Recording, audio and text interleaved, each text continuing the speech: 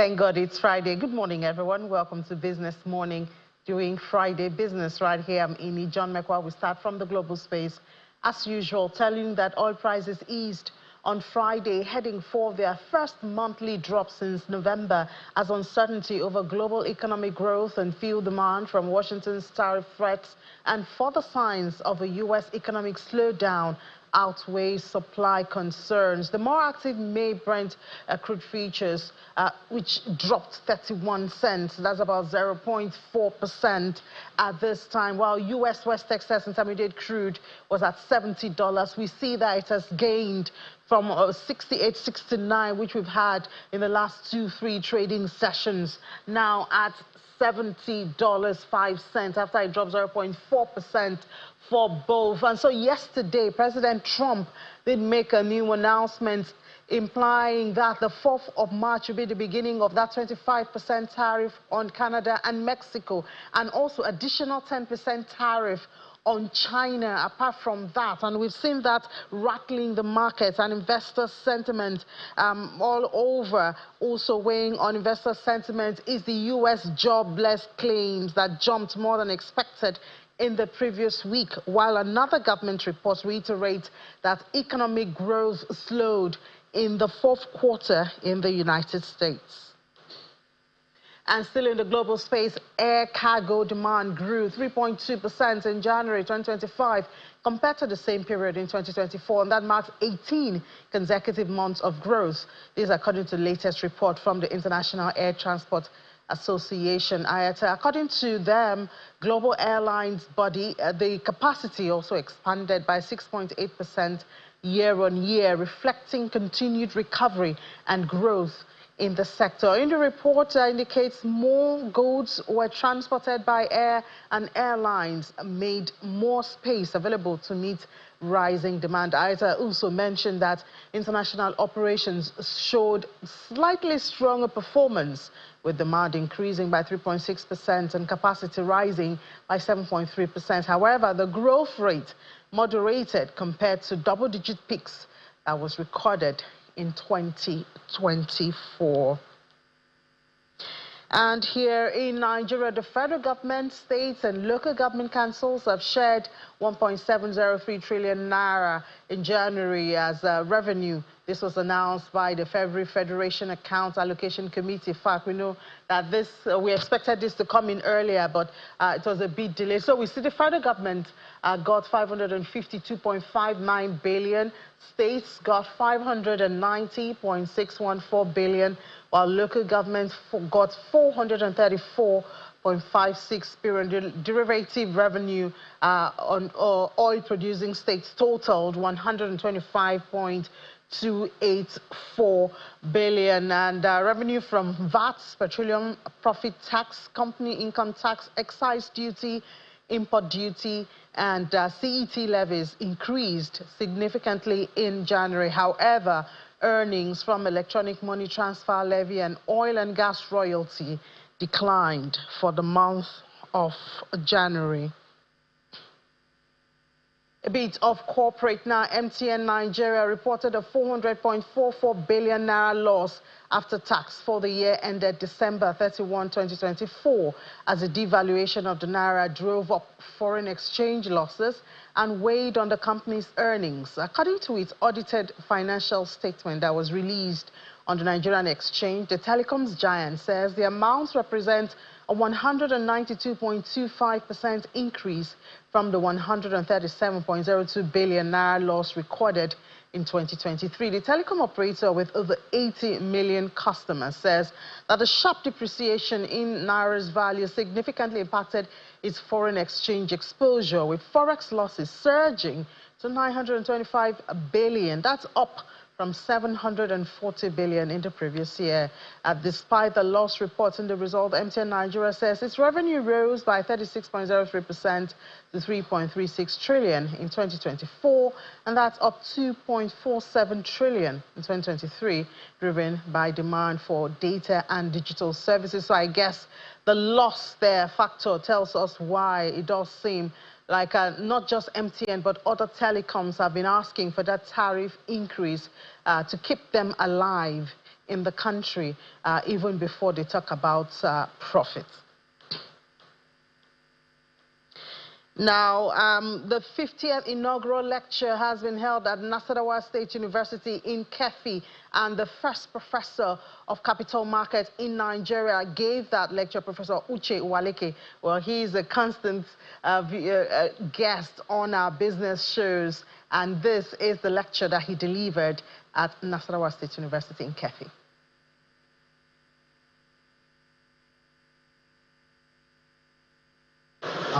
Unlocking wealth and leveraging entrepreneurial knowledge ecosystems, understanding capital harnessing essentials is the theme of the 50th inaugural lecture of Nasarawa State University in Kefi. The inaugural lecturer is Nigeria's first professor of capital market at the Department of Securities and Investment Management, Faculty of Administration, Professor Uche Uwaleke.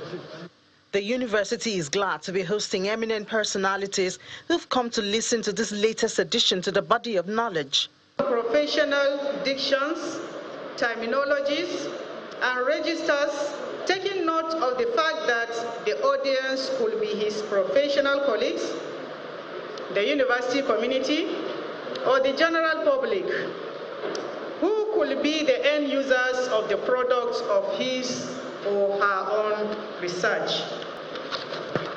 It should therefore foster the required synergy between town and gown. In other words, between the universities and the industries. Here in Nasarawa State University, Kefi, professorial inaugural lecture was first presented on 26 March 2008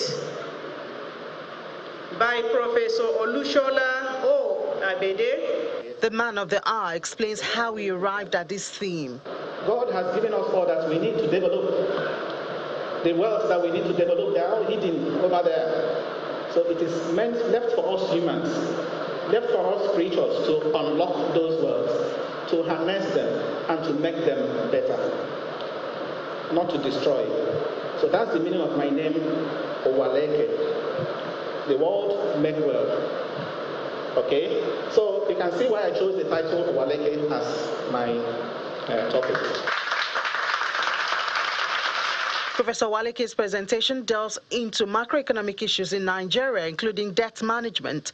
He concludes that linking borrowing plans more to debt service ceilings than other debt indicators, while sticking to the golden rule of debt management that requires governments to borrow only to fund projects that are self-liquidating, is the right path to sustainable debt levels.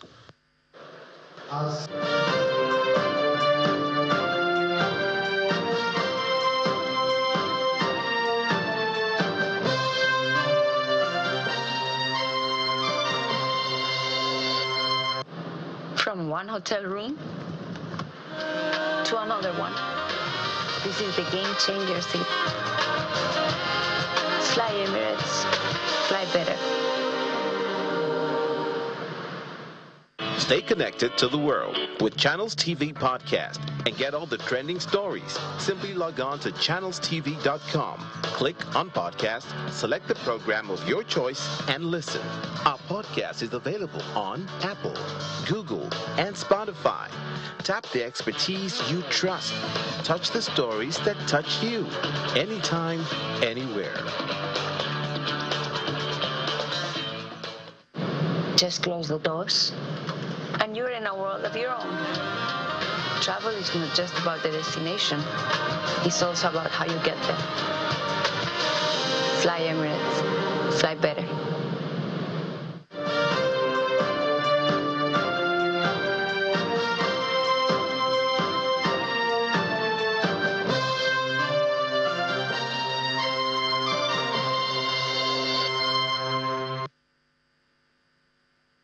Welcome back. Still watching Business Morning right here on Channels Television. Let's talk electricity supply now. Distribution, generation, supply. And of course, we're looking at it from the private sector. We know that the new law has been passed where states are empowered to generate and supply and distribute and expectedly they should be working with the private sector. Let's have a representative of one of that private sector here, right here, the Managing Director of Wilbeck Electricity, Mr. Falabi Ayila, is right here in the studio. Mr. Ayila, good morning, and thank you for joining us. Thank you very much for having me again. Yeah, so the claps, applause, cutting of ribbon, as they say, is over. The new bill or the law is supposed to have been activated, especially in a state like Lagos. Yes. You know, but has it started working? Yes, so I think we're all aware that the governor has signed into law the Lagos State Electricity Bill, and it seems as though the state governments have got to work immediately. They've hit the ground running. Two major initiatives of the law. Firstly, that there are open transmission and distribution lines. This means that private investors now have access to the existing distribution and transmission infrastructure. Of course, they will only use this in partnership with the owners of this equipment, this infrastructure, the DISCOs and the transmission company. But there's a way that we can all work together that will foster private sector investment. So this is still talking about the grid or the power generated from the national grid. This is not talking about an extra generation from the private sectors or from the states. Yes, there'll be private sector generation, because as companies like us, if we have access to the existing network, we can then build power plants that are independent, but then feed into the existing network. That's what the law allows. And then the state is also trying to encourage investors by providing some sort of guarantees and incentives to investors. There may be certain breaks and waivers and so on and so forth to encourage private investors to build power plants in Lagos. It may interest you to know that we produce about 40,000 megawatts of electricity ourselves in Nigeria. The national grid accounts for about 4,000 megawatts. Private generators produce about 40,000 megawatts of power. In Lagos, it's about 15,000 megawatts. So the idea is, if we can get investors to come in and take care and replace that demand, the demand that's currently being met by your diesel generator, by your petrol generator that you're using for your shop, for your business, for your home. The idea is that if we can get investors to come in and invest, they will take up that 40,000 demand that's currently being met by private citizens. Yeah, because I've heard this calculation before. So individually, we're generating about 40,000, but Correct. Still we do not have enough because it's haphazard. It's not coordinated. Now, you are one of those investors that the government hopes to attract. Are there incentives enough for you to get into this space? Because the DISCOs still complain that the tariff is too low for them to operate on. I mean, there are incentives, but then there are also hindrances. I have to commend the government, the Lagos state government, the federal government. They've done a lot, but there's still a lot more to do. I can mention one of the incentives, or one of the programs, is the Integrated Resource Plan that was just announced yesterday by the Minister of Power. It's a partnership with Nigeria and the UK Foreign Commonwealth and Development Office. They have a plan which is slightly different to the Siemens plan, to come in and help companies like us develop power plants and then also reach out to the unelectrified areas as well. So there are some, the government is working, the government is doing some things, but more needs to be done. You mentioned tariff and pricing. One of the major issues that we independent power producers face is that we, along with Nigerian manufacturers, are paying about $9.12 per million scuff for gas, for natural gas, piped gas. The Gencos pay about $2.42 per million scuff. The international price of gas at the moment is about $3.66 per million scuff. So you can imagine Gencos are paying around $250. International price is just over $350. We independent producers and manufacturers that use gas for their boilers, for other equipment, are paying almost 3 times that, $9.12. Again, do we know why this disparity of pricing? I mean, even compared from the global, and then you now compare, because we've had manufacturers talk about this a whole lot. Yeah. I couldn't, I can't speak definitively because I'm not the government, but from what I understand, there was a concession. There was infrastructure, private company built infrastructure, gas pipelines, and so on and so forth, so they had to recover that funding. But I think it's been over 20 years. It's been over 20 years now. So I think it's time for the government to revisit this. If we can get gas at a lower price, at the same price, or even somewhat higher than the Gencos, but significantly lower than what we're paying now, we will be able to supply power to manufacturers at a much lower cost. If we are able to take up some of the power demand, it takes off some of the demand from the discos, from the national grid. They will then have more power to supply to their customers. It's a win-win. So I think something that definitely has to be addressed is domestic gas for domestic use. The price we're paying for domestic gas to produce power for industries, and then also that the gas price is still fixed to a dollar price. Gas should be in Naira, just like Dangote sells his diesel, his fuel in Naira. Gas that is produced in Nigeria should be sold in Naira. And then, of course, there shouldn't be any VAT on gas. VAT on gas should be completely removed. There's still some argument as to whether piped gas should be VAT waived, because CNG, there's no VAT. All other energy products, you don't pay VAT on. You only pay VAT on piped gas. That's the only energy product you pay VAT on. So if we're talking about industrializing, revitalizing industry in the nation, getting manufacturers up and running, producing more so that we export more, import less, and our Naira becomes stronger. The only way we're going to be able to do that is if manufacturers have access to power. Government can use independent power producers like us. If they can work with us, we can work with the manufacturers. We can see industry revitalized, and then see GDP increase, a stronger Naira, and of course, increase in jobs.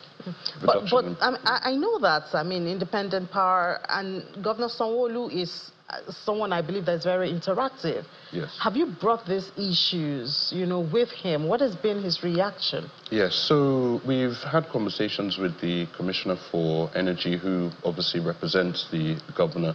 He understands our position, and they're working on it. The first thing that they wanted to do was break the monopoly of the distribution and generation companies.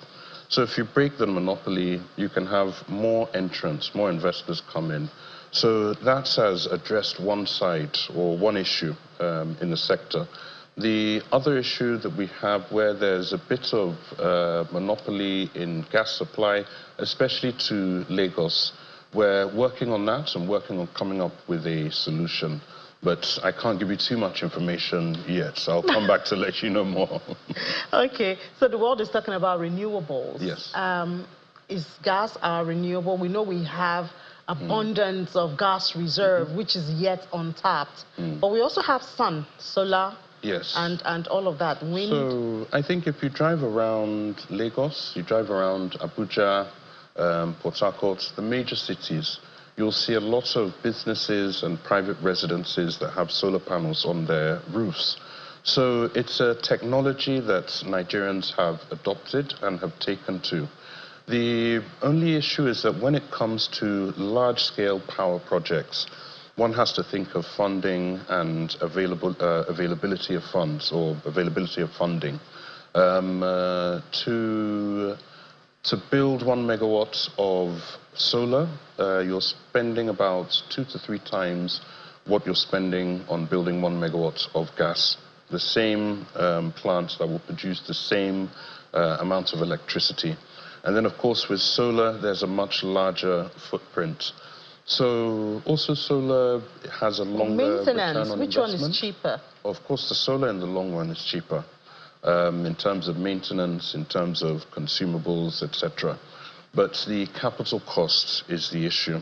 Having that high capital cost, but then you have the benefits in the long run. And I'm talking about for large-scale projects, people like us who are building power plants to sell to end users, compared to a private house that I want to buy some solar panels, put on my roof to reduce my my energy consumption. So I think once we have access to longer tenured funding, cheaper funding, you can't borrow at 30–35% to build a solar plant and pay back in 2–3 years. So commercial banks really can't fund large-scale solar projects. But I'm quite excited that there's the African Energy Bank, I think, has just been established. So we understand that they'll be the one very led by interested. AFDB. Yes. But the one by the US has been withdrawn now, the Africa Power Project, Power Africa Project, the one by the United States. So let's hope that the Africa Energy Bank and AFDB can step in to take its place. All right, but meanwhile, I wonder when we can really start feeling the impact of this bill that brings in more participants into the energy space and gives states the power to control. You know, it would really be nice if states can provide or generate their own power, and then we would see demand and supply, or demand for, you know, just like what's happening with petrol. I think the best thing the state can do is not so much invest in power plants or in distribution, etc. What they can do is provide the enabling environment, which is what Lagos is doing. I believe Ondo State has just passed their own law and is looking to go the same way, which is for the state to essentially guarantee the investments of investors. So if I'm going to build a power plant, I might build my power plant, I'm worried that, and also the bank that's funding me is asking me and wants to know, these customers that you're selling to, how are you sure they'll pay you back? Are you sure some won't steal the electricity? Will you have issues with collection, etc., etc.? So what the state can then do is step in and say, okay, look, we can provide some sort of guarantees that if your electricity is stolen, or if you sell to people and they don't pay or anything like that, that we will provide some sort of guarantee. The details of this haven't been worked out fully, but I can tell you it goes a long way when we're talking to our bankers and we're saying, and they're asking those questions, and we're telling them that, okay, to mitigate against some of those risks, the state is willing to step in. So I think that's a perfect example of how the state can work with private investors without actually using their money to build power plants.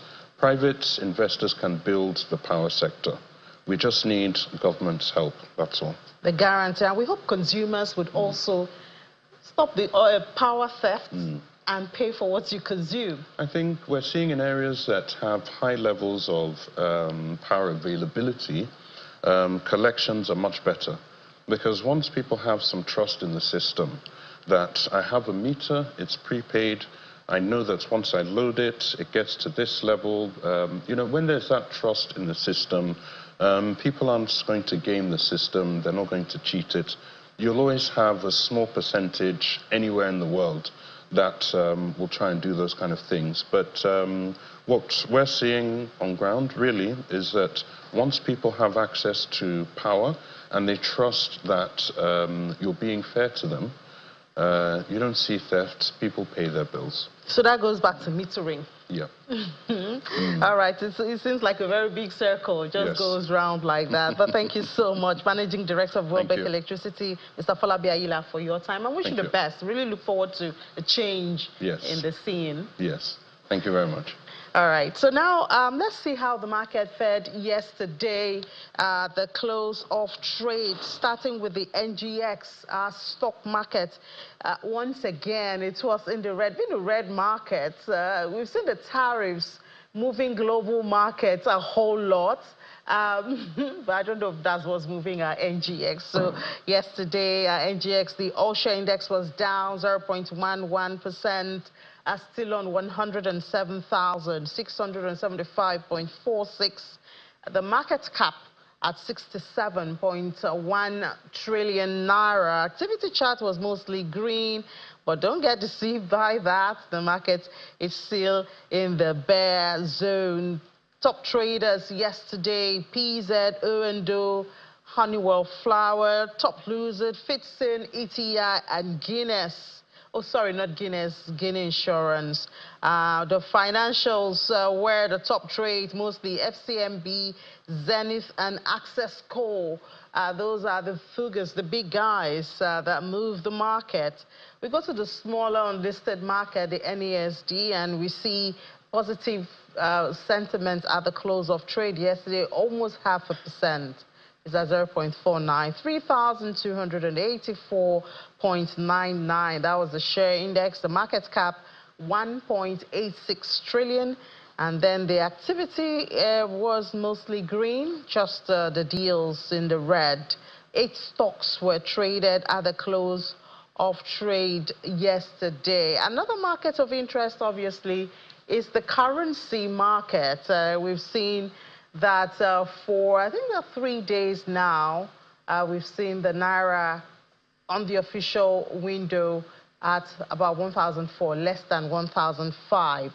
Let's delve into that and see how the Naira performed in the month of February. Of course, you know, today is the final day in the month of February. It's a short month, but we had a full trade all through. So if we could have that slide to show us the performance for the month of February. There you have it. It does seem one special thing that happened in this month is like there was a convergence between the parallel market and the official market. I can't remember the last time we had anything like that in Nigeria. So we saw the exchange rate at the beginning of the month was around 1,000. The central bank official, it was 1,005. Parallel was 1,006. That was on the very first day. The weakest the Naira fell to was on Valentine's Day. I think there were too many gifts being exchanged. At 1,515. Parallel market on that day was 1,620. And then the strongest, which it seemed to have sustained in the official market, is less than 1,005. That's 1,496 for the official market. And, well, let's talk about this in here with someone who has been following this trend. We have Victor Ofort, is the Chief Executive Officer of Purity Alpha Advisory Limited, right here in the studio. Mr. Ofort, good morning and welcome to the program. Good morning, Amy. Thank you so much for having me. Yeah, so are you happy with the Naira at this stage? I mean, it was, I don't think we saw it coming. A lot of people, we just accept what we see, a convergence between the parallel and the official market. Yes. So that's the first time in 2 years that we've had such a convergence, which is, I'm excited about it. It's a great time to be a Nigerian right now. And this is a positive development for the Nigerian economy and for the Naira as well. Now, when you say it's a great time to be a Nigerian, I beg a lot of people would not agree with you, because we were seeing the Naira at 1,002, less than 1,000. Wouldn't that be great to be a Nigerian? Yes. But you know, like President would say, it's going to take time, right? So even though we are not at 1,2, there's progress. So these things take time, right? So hopefully, if the momentum with the government policies and everything that the CBN is doing is sustained, we can see it at 1-2 in the very near future. Yes, so you very think, possible. You think we're on the right path, but we seem to have settled at about 1,005, yes, under 1,006. Yes. So what else can move the Naira higher than that? Oh, great. So we'll look at some factors that are that have brought about this increase. We're looking at government CBN policies. They've really taken a strong rein on the forex market. For example, the BDC selling of $25,000 weekly to each BDC has been extended to May 30th. That's some kind of intervention. And that's also part of the reasons why you're saying, this kind of stability in the Naira, right? That's one. And then we look at also the CBN also introducing what you call the forex market code. Because a lot of people in the past were just, round tripping, doing things anyhow, no accountability, no transparency, you don't know who is selling what. But now there is a code that all major players in the market need to abide by, and also provide comprehensive reports regularly of how they are abiding to this code. So these are some policies that are contributing to ensuring that the Naira is stable, basically. So you think it's blocking the leakages that has brought us this far? Exactly. Not only that, there are other factors.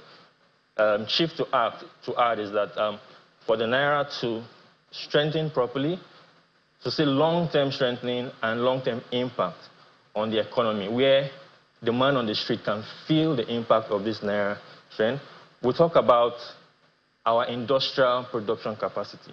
And that's where you talk about the factories. Chief in point, you look at the Dangote refinery. And that's one reason why I said it's a good time to be Nigerian. We've not had a working refinery at great capacity in decades, I think decades, right? And we now have an individual, not the government, an individual. But we also have our Warri and Port Harcourt refinery. Why are they working? Because somebody has triggered it and creating competition. Remember now that the price of fuel has just been dropped by the Dangote to $8.25 gantry price, and now $8.60 on the street.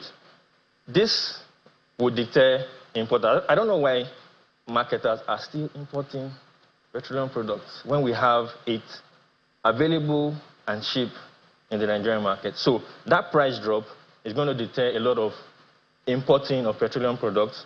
And why was our Naira volatile and depreciating? Too much importation, too much importation. But with this play now, the importation has dropped drastically. And of course, when the net export is higher, which we need to try and get to net export capacity. And once the net export is higher, then the Naira has no business weakening. It should be strengthening going forward. Yeah, somebody said if we wanted to indeed stay strong and stronger, we need to place demand on it. Yes. So how much of that did you see? Apart from the oil, crude oil, which we export, what about the non-oil? That's great. That's why I talk about the industrial productive capacity. It's not just oil-related. We look at other commodities. Nigeria is a great, we are naturally blessed with farm produce and agricultural resources. So that's one area where incentives, and I think policies are also being put in place already to trigger, mass involvement in that sector such that we are exporting more than importing. Not only that sector, we talk about the power sector, just talked about the power sector. For industries to thrive, we need power. Give us 24 hours power now, and you will see the strength of the Nigerian industry. So it's not relegated to the oil industry. The whole economy, oil and gas, agriculture, power sector, employment. There's so many factors. Employment. Now we look at when we have our factories working at maximum capacity, right? Employment will be created, right? So if people have jobs, the common man on the street can feel the impact of all these policies. And these are all the things that lead to a strengthening of the economy and a strengthening of the Naira. It's not rocket science. We just have to follow the right procedures to get it done. So as we begin the month of March, well, fasting starts tomorrow. Ramadan fast starts tomorrow, and we know that places, you know, it brings up inflation because of increased demand for fruits and vegetables and all of that. And we know this will seep into the value of the Naira. But what do you see for the month of March when you talk about the Naira? Okay, well, for the month of March, I still see some stability. I see us projected stability at around 1.5. And if the policies are being effective, we might still drop the strengthening much more to the 1,400 region. My only concern right now for March is that the strengthening of the Naira has not started translating into benefits for the man on the street and the businesses, right? That you mean would be in the price of commodities? Yes, exactly. Price of foodstuffs. And they say something funny about Nigeria, that when things go up, they never come down. So I don't know if we can have a price regulatory authority or something that ensures that when cost of acquisition is dropping, that these prices can follow. So I hope something like that will come up soon. So prices of foodstuffs need to drop. With the price of fuel dropping, of course, automatically, I expect the price of transportation to drop. I don't know if that is going to happen.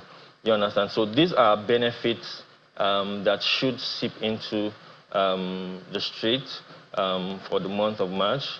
So I think that's basically it. I see us staying around 1.5 stable for some time, except something crazy. Like, well, maybe the price of oil and all of that. But thank you so much. Thank you so much. Thank you so much for your time, Victor, so for Chief Executive Officer of Purity Alpha Advisory Limited. Thank you so much. And we're looking forward to a better performance of the Naira in the month of March. We are hopeful. All right, let's take a break. When we come back, we'll head to global news, tell you what's going on outside the African continent. Still here on Business Morning. Welcome back. Let's head to the global space now, see what's happening. We start from Finland, where the economy is surprised with a fourth-quarter contraction after 9 months of expansion as consumers and businesses remain cautious. Gross domestic product adjusted for seasonal swings shrank 0.2% on the quarter, following a revised 0.5 expansion in the prior 3-month period. Statistics from Finland says that a flash estimate had indicated growth of 0.1%. Meanwhile, Ukraine has adopted a law on ratification of the framework agreement between the government of Ukraine and the government of Finland on projects financed under the Finnish-Ukrainian Investment Fund. And Finland will cover at least 35% of the grant portion of the agreement, according to the Ministry of Finance. Ratification of the agreement will enable the attraction of funds from Finland under the Finnish-Ukrainian Investment Fund program. And then we move to India, where that country has built the world's longest LPG pipeline to cut costs and mishaps. The $1.3 billion project is set to become fully operational in June and is to transport about 25% of India's LPG consumption. The project will likely replace hundreds of trucks that travel across the length and breadth of the country to move fuel from refineries to bottling plants, raising the risk of accident. A tanker overturned in last month, bringing the southern city to a partial halt. In December, 20 people were killed, 45 injured, and 36 vehicles damaged after a truck hit India. The network will be capable of annually transporting about 8.3 million tons of LPG. That's about 25% of India's total demand. It's likely to significantly reduce transportation costs in the world's third largest consumer, as about 70% of bottling plants still get it by trucks. The country's Petroleum and Natural Gas Regulatory Board has been pushing refiners to build more pipelines to tackle increase. We're still in India. The World Bank has reported that India needs to expand at an average growth rate of 7.8% over the coming decades to become a high-income country.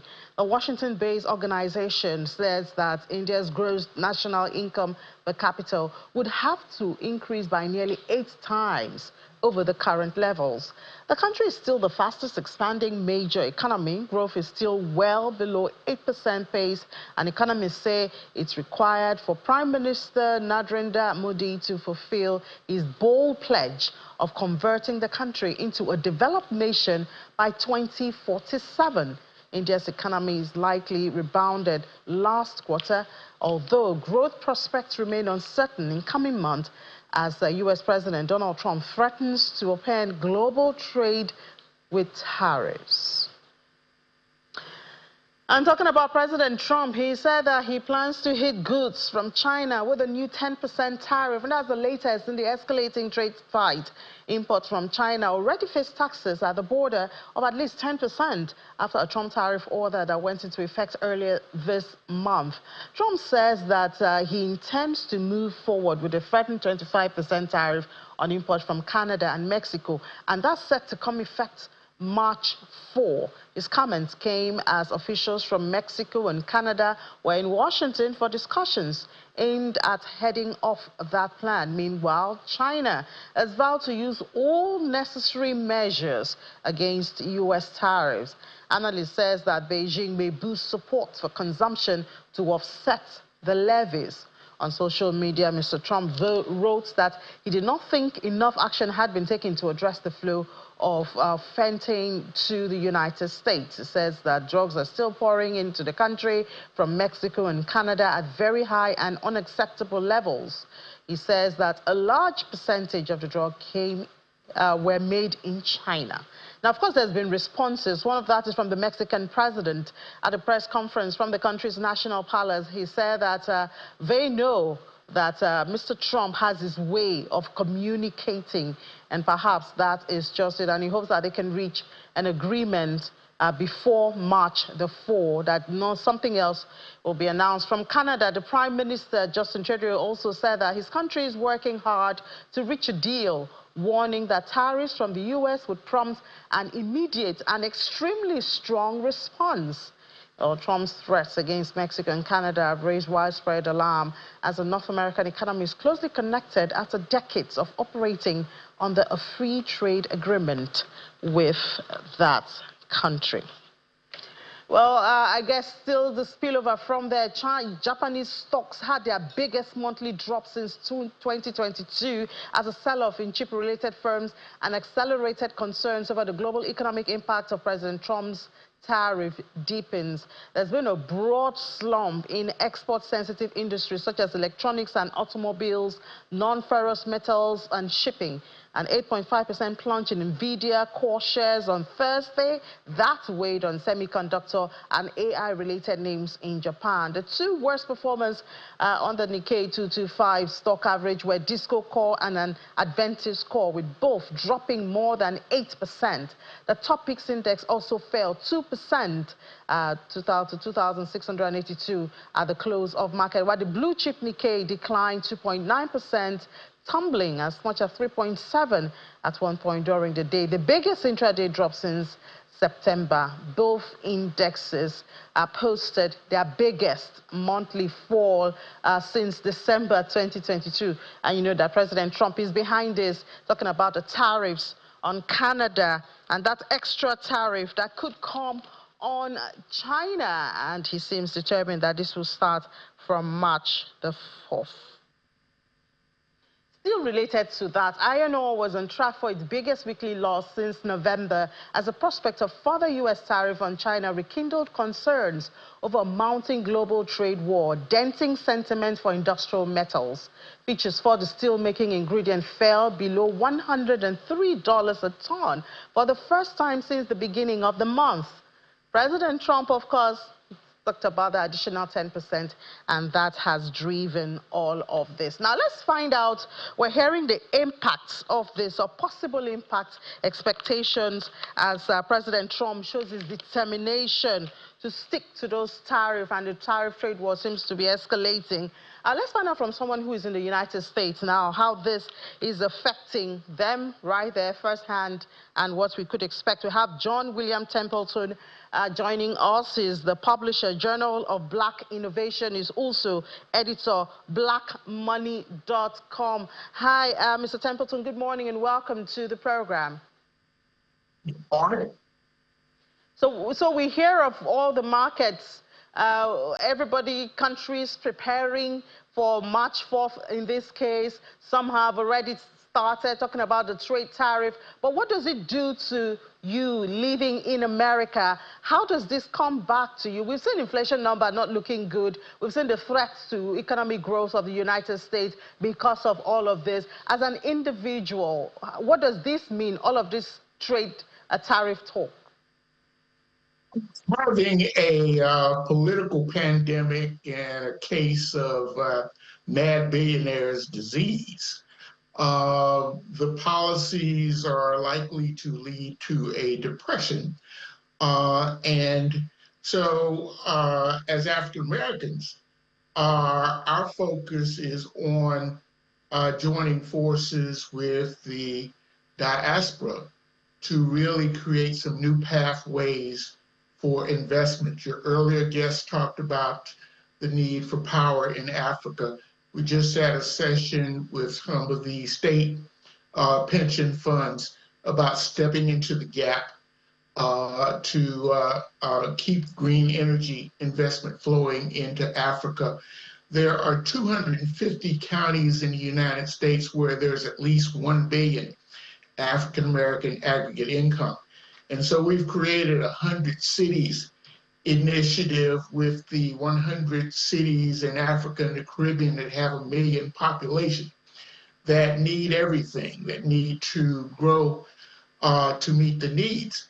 And we have the expertise and we have capital in the United States to really focus on that. So we're creating the infrastructure so that we don't have to depend on what's going to be a very uncertain period.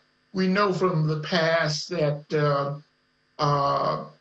we hear these announcements, but often when we push back, it goes away. So people shouldn't get too upset about it. But the thing that we have to focus on is we have to get out of the vulnerable position where Nigeria, African Americans, Caribbean are at the mercy of forces outside our countries. Yeah, and I hear you say that, but I'm wondering, because you still have a lot of Africans who make up this migrants in the United States. What's the reaction to this immigrant register that was just introduced, where they're asking people, if you know you're an illegal migrant in the U.S., you come and register. If not, it's a crime and you could face jail. What's the reaction and how's that going so far? I can't imagine anybody would actually fill that out. I mean, it's already illegal. So you would basically be, getting in line to get deported. So the government already knows who is documented and who isn't. People who are asylum seekers, people who have driver's licenses. And the real issue is that through the E-Verify, you can easily match people who are gaining wages and people who are actual citizens. But what they haven't done is they haven't put sanctions on the employers. So until they do that, they're not really serious. It's just rhetoric. And we're already seeing the numbers drop on this purported mass deportation. So they're actually deporting fewer people than happened during the last administration. So there's just a lot of smoke, but not so much fire. Oh, so there's nobody's moving out to go and do the registration. In essence, it's not being taken seriously, and you think perhaps it will die down after some time?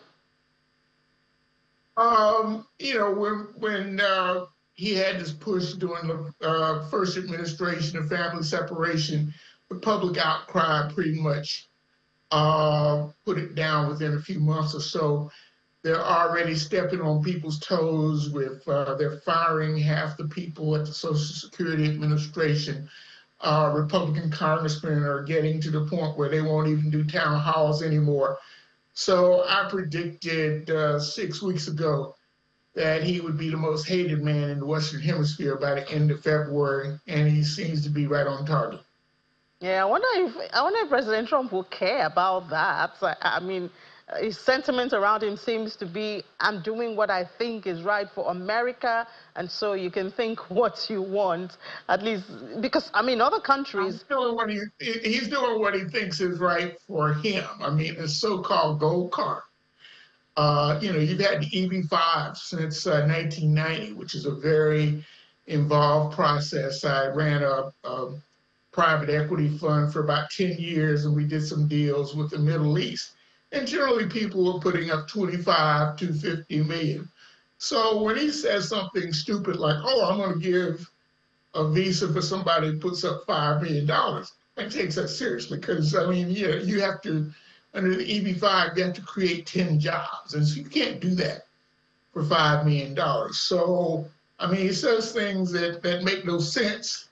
And it's created havoc in the global markets because the United States value has been its certainty and the rule of law.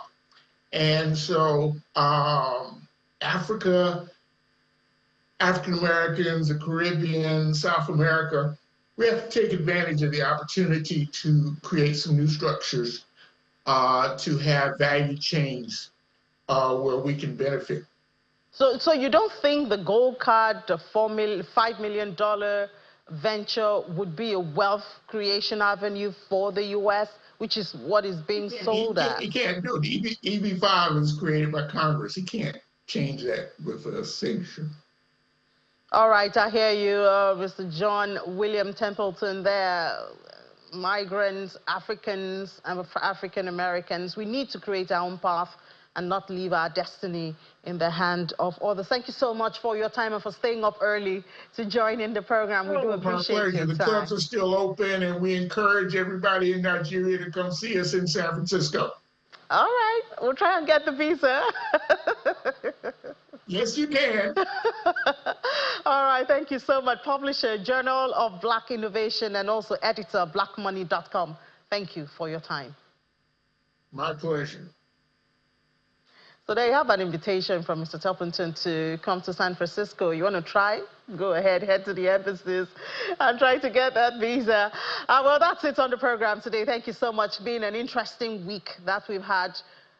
By God's grace, it will be more interesting next week. But before we come next week, remember, you can always go to our YouTube channel and watch Business Morning, watch Business Incorporated. Stay informed, get power. I'll see you at 1 p.m. during Business Incorporated. I'll be here to give you 55 minutes of business. Bye-bye.